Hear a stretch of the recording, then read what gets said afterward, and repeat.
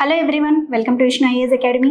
Election commission of India voter ID cards ఎవరైతే ఇప్పుడు కొత్తగా ఎన్రోల్ చేసుకుంటున్నారో, లేదంటే పాత ఎన్రోల్మెంట్ అయిన వాళ్ళలో ఏదన్నా వాళ్ళకి అప్డేట్స్ చేయాలని అనుకుంటున్నారో వాళ్ళందరికీ కూడా ఒక శుభవార్త అండి. ఎందుకంటే ఈసారి సిటిజన్స్ యొక్క డేటా ప్రైవసీని దృష్టిలో పెట్టుకుని చాలా సెక్యూర్డ్ అప్డేట్స్ అన్ని తీసుకొచ్చి, అది మాత్రమే కాకుండా జస్ట్ కేవలం 15 రోజుల్లో మాత్రమే మీకు ఓటర్ ఐడి కార్డ్ తిరిగి మీ దగ్గరికి పోస్టల్ అడ్రస్ ద్వారా మీ ఇంటికి వచ్చే ఏర్పాట్లన్నీ కూడా ఎలక్షన్ కమిషన్ ఆఫ్ ఇండియా చేస్తుంది అనమాట.